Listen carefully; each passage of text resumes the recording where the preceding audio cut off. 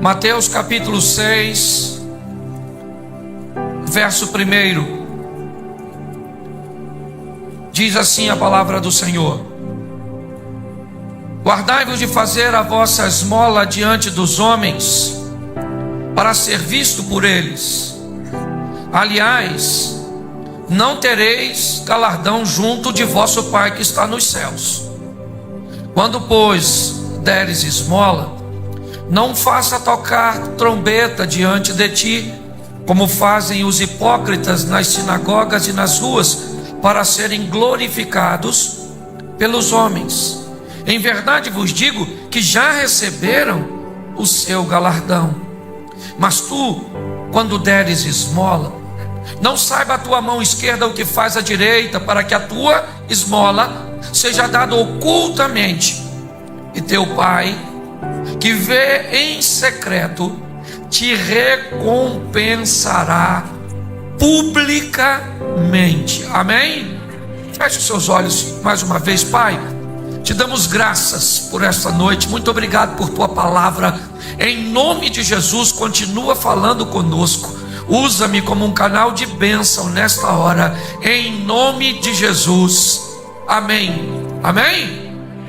Pois é. Nós vamos ver Jesus dando 3 orientações muito importantes para quem quer ser bem-sucedido, para quem quer alcançar êxito. Jesus sempre ele delineou que havia problemas diferentes e maneiras diferentes de resolver problemas. Havia problemas mais intensos. Numa ocasião, seus discípulos tentam expulsar um menino ou o demônio de um menino e eles não conseguem. Jesus chega então, expulsa o demônio e eles vão embora. Quando eles estão juntos, seus discípulos questionam e diz: por que é que nós não conseguimos expulsar aquele demônio? Jesus disse: porque aquela caça de demônio não sai senão com jejum e oração. Olhe bem, os discípulos oraram, mas Jesus está dizendo que havia necessidade de algo além da oração. Era algo mais difícil. Jesus está delineando 3 coisas que eu quero conversar com vocês a princípio, e depois nós vamos ver o resultado disso. Jesus disse que poderíamos ganhar notoriedade, reconhecimento público, sendo reconhecido por Deus diante dos homens, se na nossa generosidade fôssemos capazes de fazer as coisas focados em Deus. Jesus está dizendo ao povo: quando vocês fizerem o bem aos outros, quando vocês derem esmolas, quando vocês forem generosos, a generosidade pode trazer vitória para a sua vida. A generosidade pode fazer de você um vencedor. Como? É isso que ele vai dizer.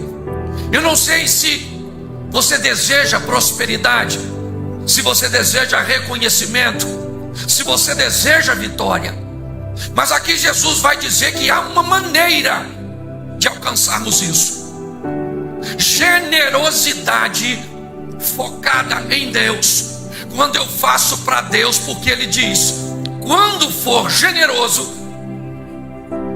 não faça isso de forma pública. Não toque trombeta, não fale para os outros que você é bom.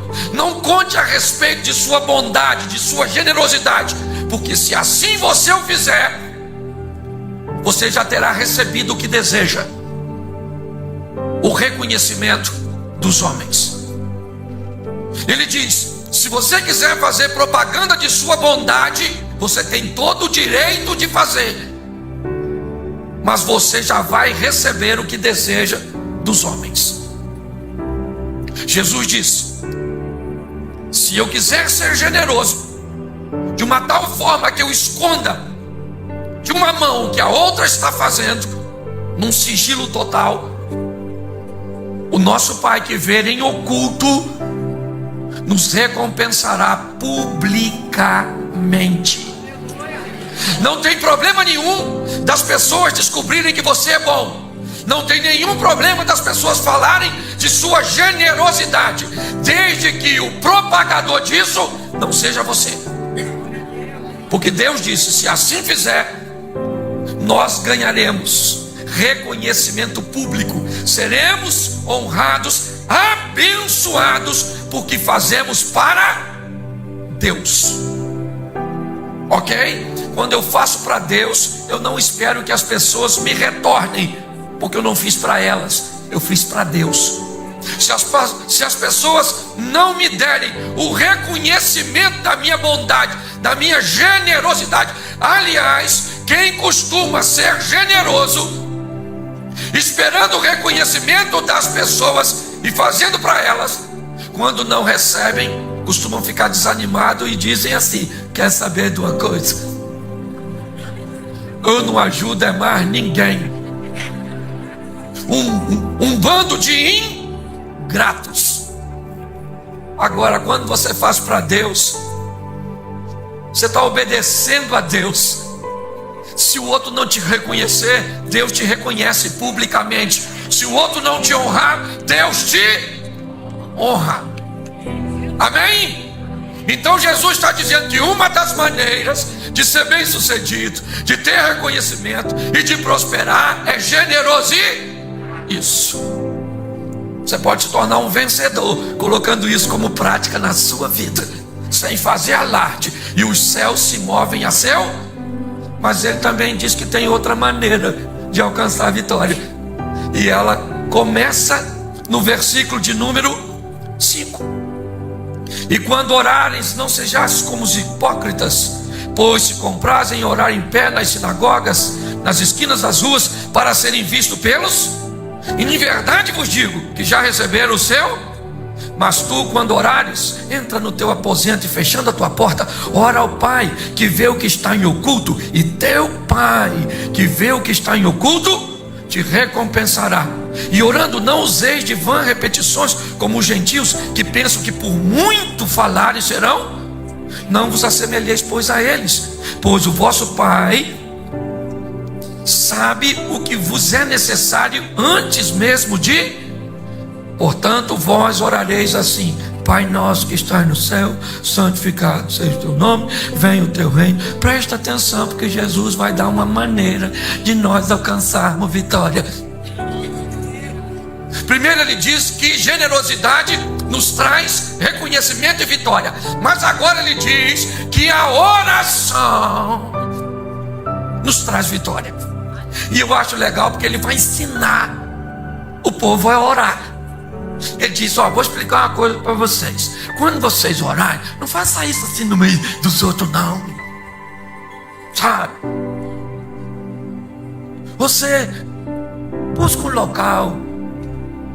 Ele usa o quarto como exemplo, mas me parece que Jesus está querendo dizer o seguinte: quando você for falar com Deus, fuja de tudo aquilo que pode atrair a sua mente, de trazer distração.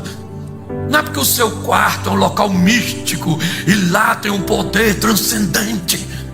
Às vezes você está no trabalho e o melhor ambiente para você conseguir privacidade é no banheiro do trabalho. E você vai lá, dobra o seu joelho, faz a sua oração. Jesus está dizendo: vá para o lugar quietinho. Porque presta atenção, ficar a sós com Deus é muito difícil. Porque quando nós vamos orar, mesmo que você esteja sozinho num local, a mente costuma ir embora. Quem nunca falou assim: agora eu vou orar? Vamos lá. Senhor meu Deus, não, vou acordar cedo amanhã. Vou acordar cedo amanhã. Vou acordar cedinho. Gente, eu estava orando. Vamos voltar aqui. Ô Pai, desculpa se eu... Senhor meu Deus e Pai, eu não jantei ainda não. Ficar sós com Deus é algo difícil. Às vezes você tem que levar 5, 10 minutos só expulsando os intrusos. o sono, o feijão, a marmita, o trabalho, as atividades do dia seguinte. Jesus está dizendo: procura o local onde você não tenha nada para roubar sua atenção. Isso, um lugar quietinho. Mas ele diz uma coisa muito legal: não useis de vãs repetições, porque Deus sabe o que você vai pedir antes mesmo que você peça. Então você nem precisava falar, você só fala porque ele disse que você tem que falar. E sabe o que é mais engraçado? Ele ensina a oração do Pai e as pessoas têm o hábito de repetir. Ele acabou de falar, não repita. E as pessoas têm o hábito de repetir a oração. Ele só deu um modelo. Pastor, então quer dizer que se eu for numa igreja e fizer a oração do Pai Nosso, eu estou errado se eu orar? Não, está na Bíblia, você não está errado em nada. Você só não tem que pegar o modelo e repetir. O modelo é só para base, para você fazer a sua. Lembra na escola quando o professor explicava e dava um modelo para você fazer o seu? Era para você copiar o dele? Era para você fazer o? Isso aí. Aí ele acaba de falar: não usei de vã repetição. E o pessoal: Pai Nosso que está no céu. Isso. E amanhã: Pai Nosso que está no céu. E depois de amanhã: Pai Nosso que está no céu.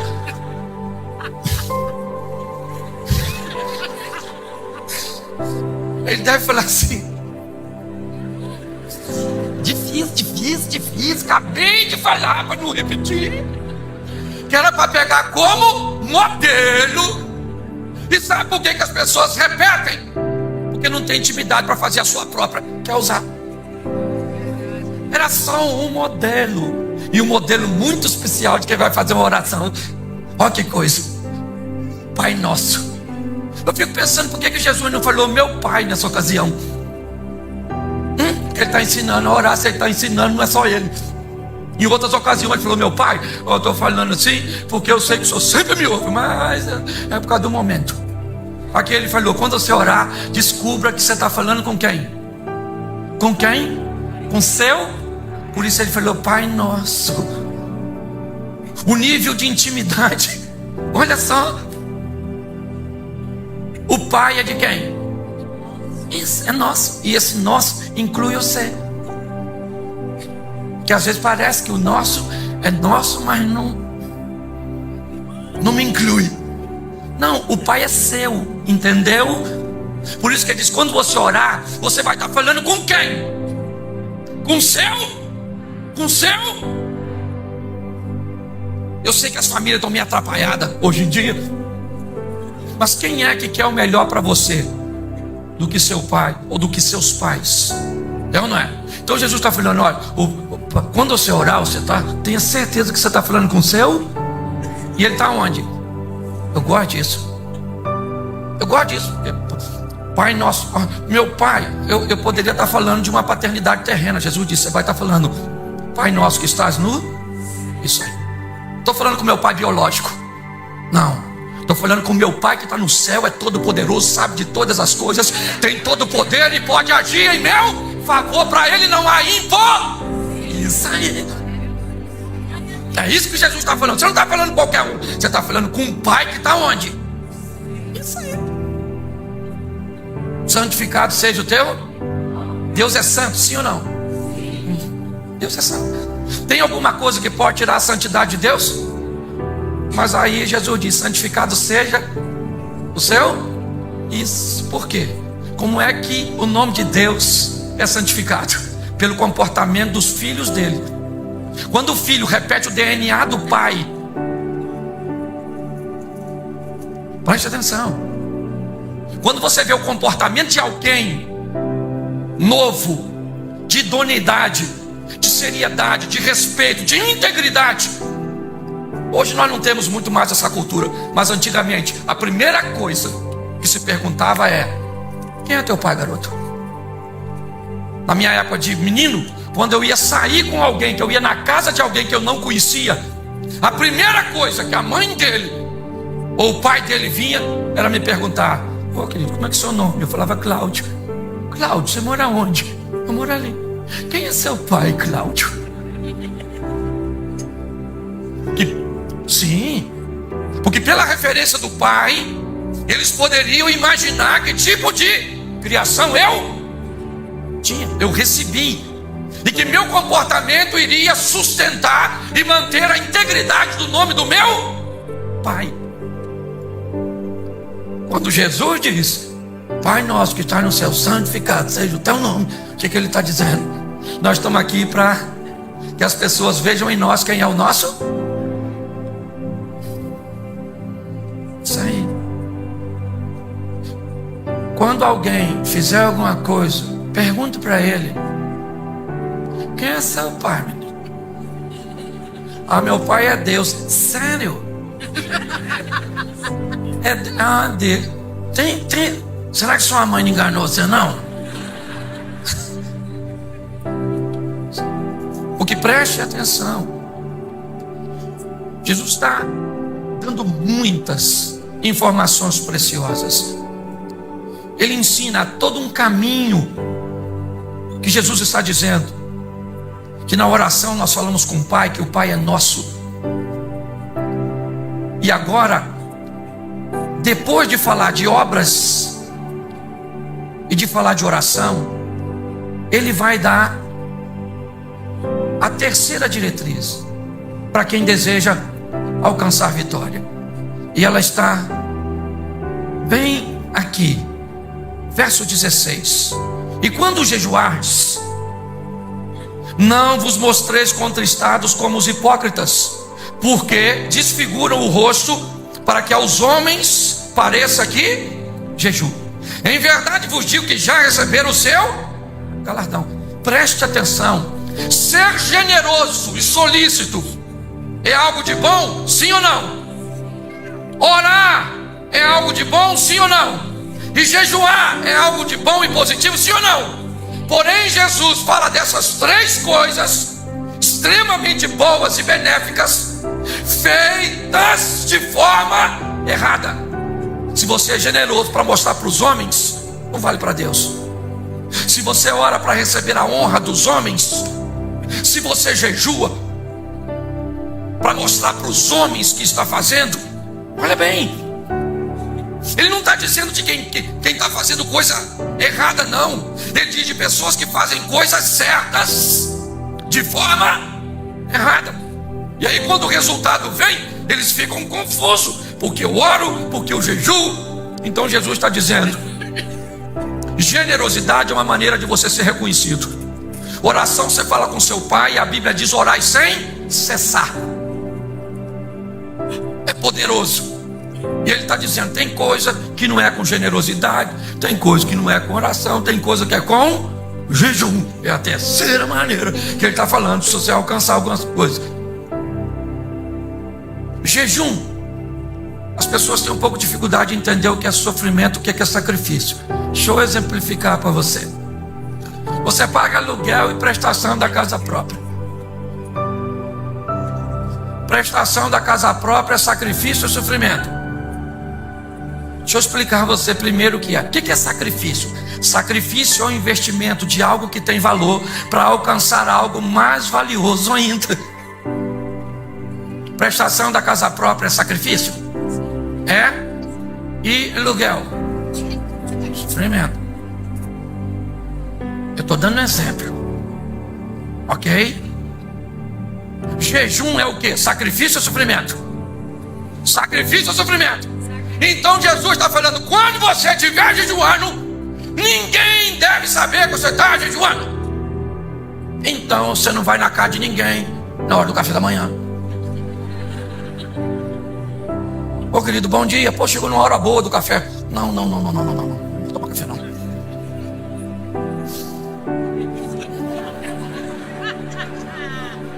Não, querido, mas tem um pãozinho aqui, um cafezinho. Não. Agora não.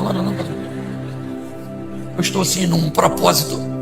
Lascou seu propósito, lascou. Se Jesus falou, esse dia eu perguntei na igreja: quando vocês descobriram que eu estava jejuando? Tem gente na igreja que acha que eu nem jejuo, porque eu não chego lá. no estômago, gente. Só posso comer depois de meio-dia.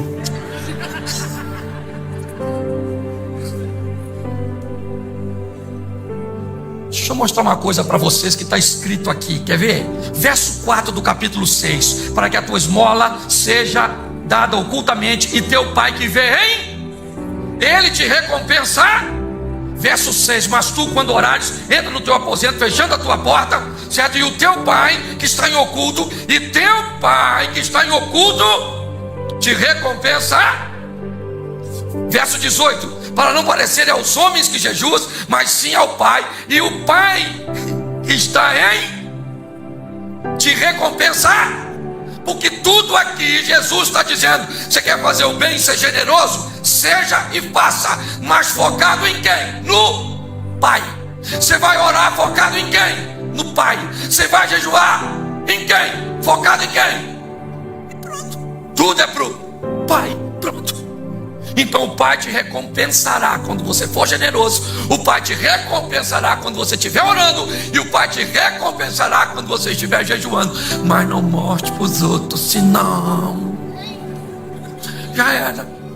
Foi Jesus que falou. Entendeu? Então vai orar, não use repetição. Só pega, pois Jesus falou que eu vou falar com o Pai. Ele está lá no céu. Eu tenho que santificar o nome dele, porque eu sou filho dele, carrego o DNA. Então o meu mau comportamento faz com que fale mal dele. Mas eu sei que ele é meu pai, está no céu e pode tudo, e eu santifico o nome dele. Isso, antes de eu ir para o reino, eu trago o reino para cá, para viver o sobrenatural aqui. Porque tem gente que quer ir para o reino. Jesus falou assim: venha ao teu reino. Guarde isso. Venha, venha, venha.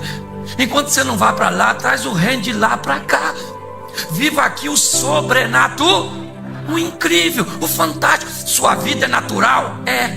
A sua vida também é sobrenatural. Esse dia eu preguei na igreja uma mensagem de Pedro. Um dia Pedro está lá, aí o pessoal da Receita Federal falou assim: Pedro, você e seu mestre paga imposto? Pedro falou: a gente paga sim. Aí Pedro saiu. Jesus falou assim: Pedro, o que você acha? De quem eles cobram imposto? Dos filhos, dos servos? E Pedro respondeu. Jesus falou: ô Pedro, dá um pulinho ali e vai pescar.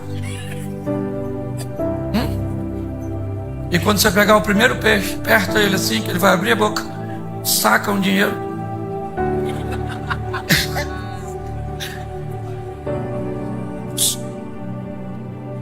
Imagine Pedro contando isso para os outros. Rapaz, estava com Jesus, cobraram o imposto da gente. Alguém falando: imposto é todo mundo que tem que pagar mesmo. Não tem nada de sobrenatural nisso. Pois é. Mas aí conversei com Jesus. Jesus mandou pescar. Alguém deve ter falado: meu filho, você é pescador, ia mandar você fazer pizza. Nada mais natural que Jesus mandar você. Ele falou: mas eu fui lá, pesquei, menino. Quando eu olhei dentro da boca do peixe, não tinha um dinheiro lá. Peguei o dinheiro. Tinha o que na boca do peixe? Dinheiro? Como pescador mente, né, gente? Não. Ir pescar, ter necessidade de pagar o imposto e trabalhar para fazê-lo era algo natural. Mas ver uma moedinha dentro, aí já é sobrenatural. É assim que funciona, meu filho. Nossa vida nessa terra tem coisa que é natural, mas tem coisa que é sobrenatural, porque nós servimos a Deus. Entendeu? Não dá para viver uma vida o tempo inteiro sobrenatural.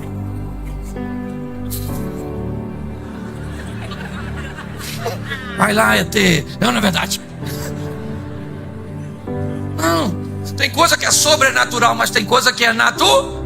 E Jesus está dizendo: é isso. Ele explica 3 caminhos: generosidade, oração e jejum. Ok? O negócio esquentou, vai para oração, vai para o jejum. Vai embora, meu filho, vai embora, que Deus, o Pai, vai te dar vitória. Depois de ensinar esses 3 caminhos, Jesus vai falar uma coisa bem interessante.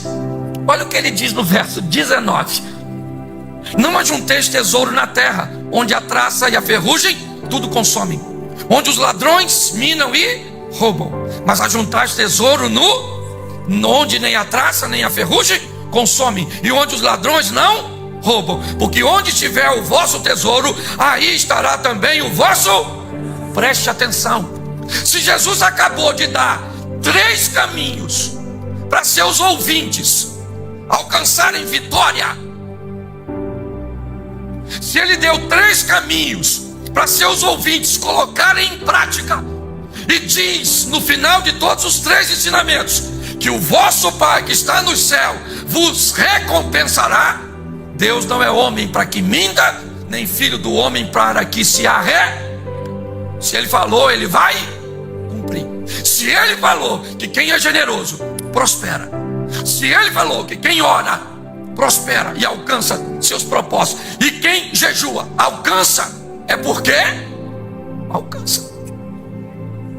Então, o texto agora, o que ele está querendo dizer é o seguinte: se esse pessoal que me ouviu botou em prática, eu preciso preparar esse pessoal para lidar com vitória. Por isso ele diz, sob bênçãos e sob tesouro. Ele diz: não vos ajunteis tesouros na terra. Que tesouro? O tesouro que os obedientes, o tesouro que aqueles que colocarem em prática vão ser beneficiados pela obediência. Se ele acabou de dar 3 caminhos para alcançar a vitória, ele agora vai falar da preocupação que tem com aqueles que vencem. Não vos ajunteis tesouros nessa terra, onde a traça corrói, onde os ladrões roubam, mas ajuntai tesouros no... Sabe o que é mais engraçado de tesouro? É interessante dizer tesouro do céu. Como é que você tem tesouro no céu? Como é que eu ajunto tesouro no céu? Eu aprendi que o único dinheiro que eu levo para o céu é aquele que eu abro mão com generosidade e com fidelidade. A única coisa que vai ser registrada no mundo espiritual é a minha generosidade. O meu pão, que é aquilo que é meu para o meu benefício aqui. Mas quando Deus fala comigo de fidelidade, de generosidade, Ele está dizendo de coisas que eu vou abrir mão, e aquilo que eu abro mão é registrado nos céus como galardão. Jesus está dizendo: eu preciso preparar esses indivíduos para se comportar com a vitória. Como eles vão se comportar e sobreviver como vencedores? Porque se eu dei o caminho da vitória e eles fizerem, eles vão vencer. Então agora eu vou prepará-los. Cuidado com os tesouros. Sejam tesouros financeiros, emocionais, intelectuais, eu não sei. Mas aquilo que vai fazer as pessoas vencerem, vai dar a ela uma notoriedade, vai fazer com que elas ganhem respeito, reconhecimento. Isso pode atrapalhar. Então ele diz: cuidado com os tesouros. Tesouros que eu alcancei como? Com a minha obediência nos 3 fundamentos que eu obedeci.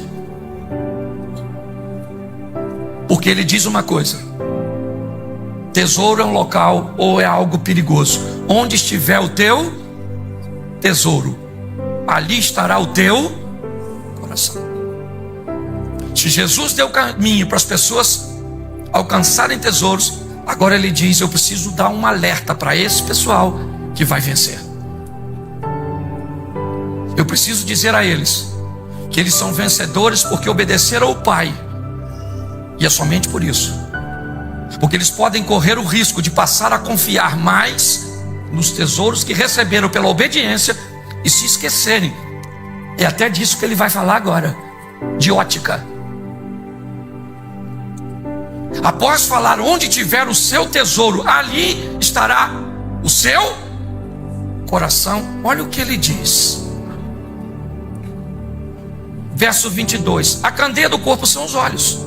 De sorte que, se os teus olhos forem bons, todo o teu corpo terá luz. Se porém os teus olhos forem maus, todo o teu corpo será.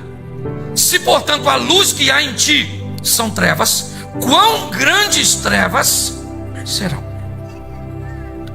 Olhe bem, Jesus acaba de falar de tesouro, e a preocupação com o seu ensinamento é tão grande, porque na ótica dele ele está falando para pessoas que vão despontar, que vão vencer, que vão pôr em prática todos os ensinamentos. Então, se Deus é fiel, o que Jesus está dizendo, esse povo vai prosperar, vai despontar, a ponto de receber tesouros que podem se tornar obstáculos, concorrentes. Então ele fala sobre ótica. Se teus olhos forem bons, todo o teu corpo andará na luz. Se os teus olhos forem maus, todo o teu corpo andará em trevas. Mas olha o que ele termina dizendo. Mas há uma preocupação maior. Ele disse: o tesouro pode fazer você mudar de ótica.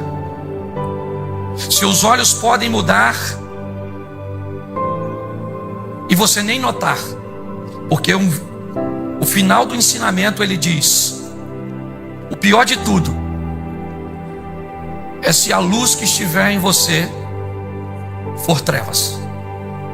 O pior de tudo é se seus olhos forem maus e você achar que ele é bom. O que Jesus está querendo dizer é: se alguém tem olhos ruins, se sua ótica, se sua maneira de observar, pastor, o que é ter uma ótica ruim? O que são olhos? Ele está falando de estigmatismo, miopia? Do que ele está falando? O que é olhos bons? Eu aprendi uma coisa: todas as coisas cooperam para o bem daqueles que amam aconteça o que acontecer, no final a vitória é nossa. O inferno se levanta, o diabo pode mandar alguém sacrificar uma galinha numa encruzilhada ou um elefante. O sangue não interessa a quantidade. Não é? Eu gosto de uma historinha do camarada, você já deve ter ouvido, mas só para ilustrar isso aqui. O rei que foi caçar e o seu pajem dizia que todas as coisas contribuem para o bem daqueles que amam a Deus. E o rei foi dar um tiro, o tiro saiu pela culatra, arrancou o dedo dele. E o pajem veio socorrer e falou: calma, majestade, todas as coisas contribuem para o bem daquele. O rei falou: prende esse miserável, como é que eu perdi o meu dedo? Ele está falando que todas as coisas cooperam para o bem. O cara foi preso, um tempo depois ele se recuperou, foi caçar de novo, foi capturado por uma tribo e ia oferecer sacrifício dele. E o pajé lá chegou para examinar e falou: ei, serve não, porque ele tem um defeito físico e nós não podemos, ele não tem o dedo.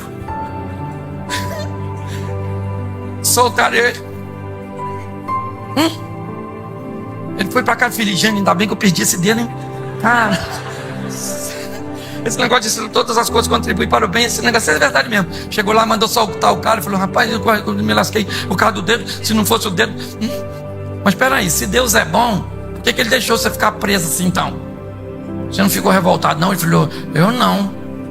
Se eu não tivesse preso, eu tinha ido com o senhor. E eu não tenho defeito nenhum não. Eu tinha...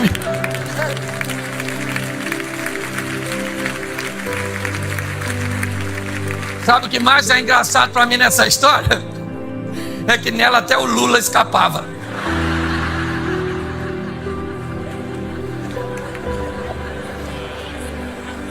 Diga para quem está do seu lado: Deus está no controle de tudo.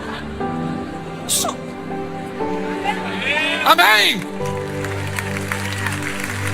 Ele diz: se eu ensino você o caminho da vitória, eu preciso te ensinar como se comportar depois de se tornar um vitorioso. Quanta gente se perde. E pior, você vai aconselhar o cara, ele não vê. Não, rapaz, eu estou na luz. Você fala: não tem luz aí não, minha. Não, eu tô. Por isso que Jesus disse: se a luz que há em ti sejam trevas, quão grandes trevas serão. E deixa eu falar uma coisa para você: você pode até não acreditar em nada das coisas que a gente fala, mas quando você chegar no inferno, você vai ver. Sim, mas antes você vai passar lá por Jesus. É que Jesus vai estar lá sentado. Aí você vem assim, ele vai falar assim: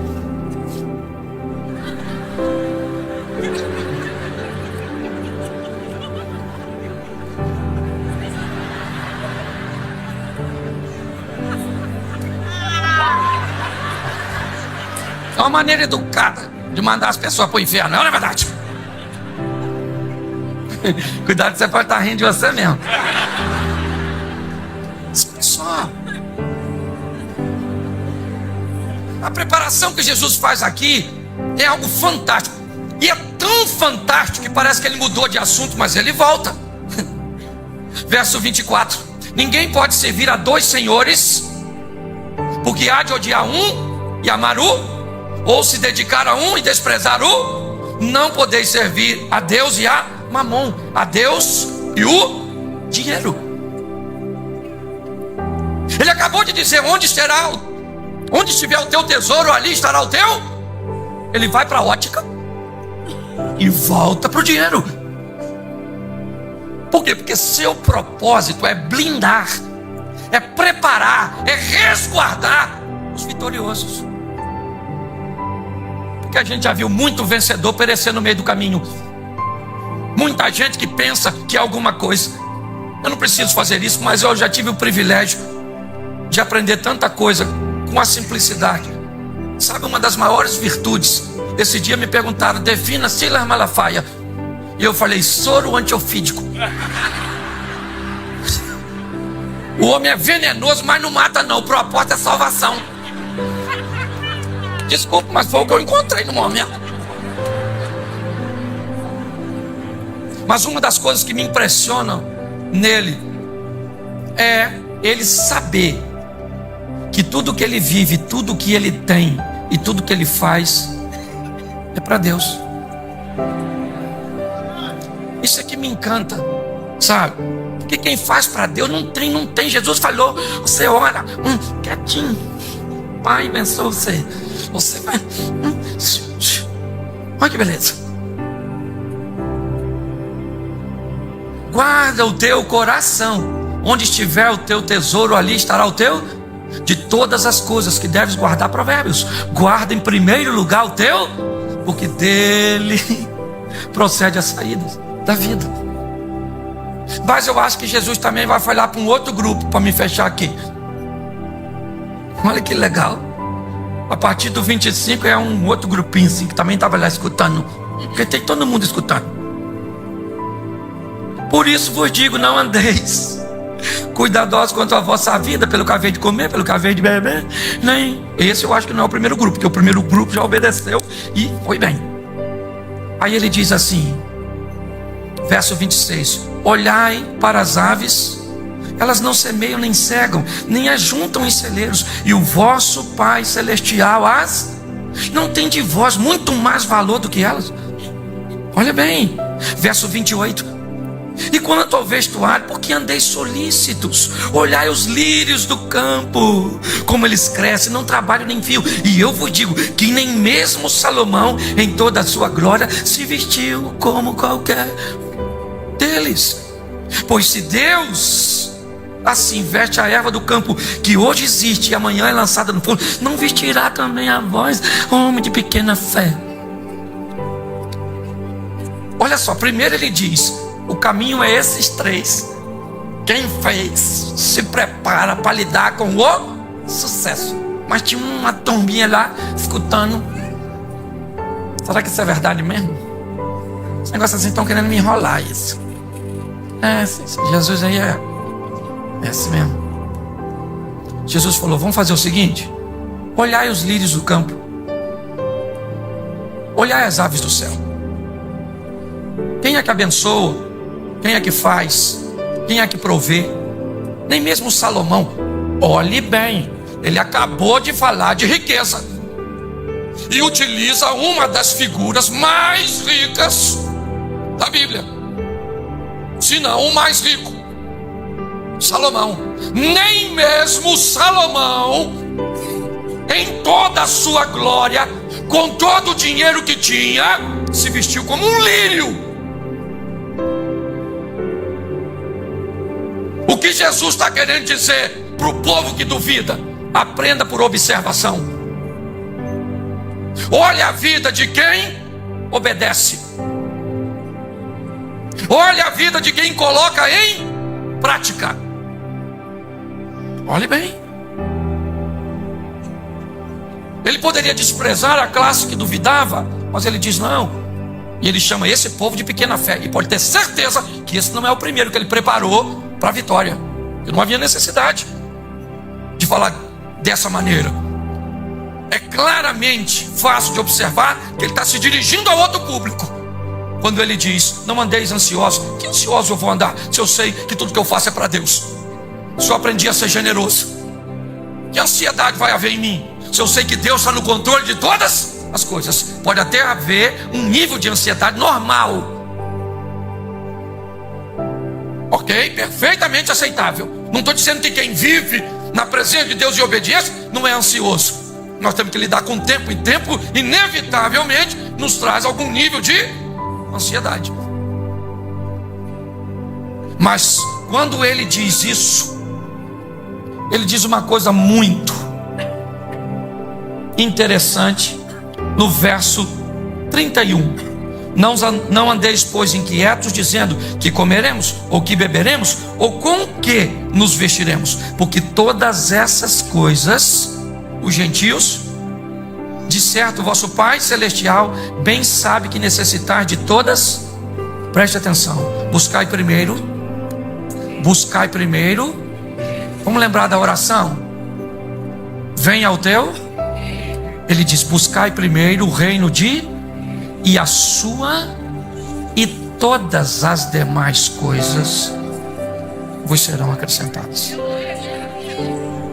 Jesus está tentando dizer a todos os seus ouvintes, desde aqueles que conseguem receber a palavra de imediato e colocar em prática, e Jesus os prepara, os capacita e os blinda para lidar com sucesso, para que o sucesso lhe traga tesouros, lhe traga benefícios, mas não ganhe o seu coração. Mas também a preocupação de dizer aos duvidosos, aos inseguros, aqueles que têm olhos ruins, dizer, olhai os lírios, olhai as aves, aprendam. Uma das coisas que nos entristece às vezes de falar do Evangelho é alguém dizer assim, pastor, para ser crente igual o meu vizinho que bate na mulher dele, eu prefiro não ser crente. Para ser crente igual um rapaz que trabalha comigo lá na empresa, que fala palavrão, para ser crente igual aquela irmã que é linguajuda. Quem disse que você tem que ser igual a ela? Por que você não pega um exemplo bom? Porque provavelmente seus olhos são maus. Você consegue enxergar? Eu fui participar de um programa de televisão. Acabou o programa, o apresentador fez uma brincadeira de mau gosto com uma das funcionárias lá dele, no ar. Eu fiquei na minha, achei que não convinha, mas quando acabou que eu estava indo para o camarim, ela vem chorando, a moça. Aí todo mundo parou, ela veio na minha direção nervosa e me disse, pastor, vocês são preconceituosos. Eu falei, olha, eu não fiz nada com você, quem fez foi seu patrão. Foi ele que te chamou e falou aí você. Não, vocês crentes, vocês julgam as pessoas pelo o que elas vestem. Eu falei, olha, eu não julgo ninguém não, tá? Ela falou, olha, lá na igreja do Senhor deve ter umas irmãs que usam a roupa lá no pé e são sem vergonha. Eu falei, tem mesmo assim. Mas sobre esse assunto, você discute com ela quando vocês duas chegaram no inferno. Você não está aqui. Existem exemplos bons e exemplos, sim. Existem fiéis e infiéis. E você quer ser igual a quem? Você quer ser igual a quem? Você vai olhar para quem? Você vai olhar para quem você quiser. É o direito que você tem. Lá na igreja às vezes tem um negócio ruim lá. Eu não olho, eu só olho rapidinho. Que comportamento horrível, meu Deus. Não estou aqui para olhar o comportamento horrível dos outros. Estou aqui para olhar aqueles que estão obedecendo, estão se consertando, estão caminhando, estão vencendo. E nós vamos continuar orando e trabalhando para que essas pessoas mudem de vida. Então Jesus nos preparou para sermos vencer. Pronto. Antes de criar o homem, Deus criou um local para o homem viver. Como é que era o nome? Um Pará. E depois que o homem morrer, ele vai para onde? Para onde? Para o Pará. Deus cria o homem para viver nu e prepara um paraíso para o homem viver depois. Isso significa que na ótica de Deus, o homem deve viver onde?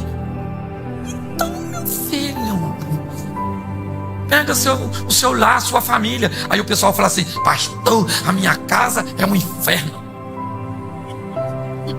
Eu digo: como é que é seu nome mesmo, querido? Lúcifer, Beelzebub, quem é você? Isso é a sua casa, é o inferno. Você serve de ser um negócio ruim. Não sou eu que falo, é eles que falam. Eles não pensam antes de falar.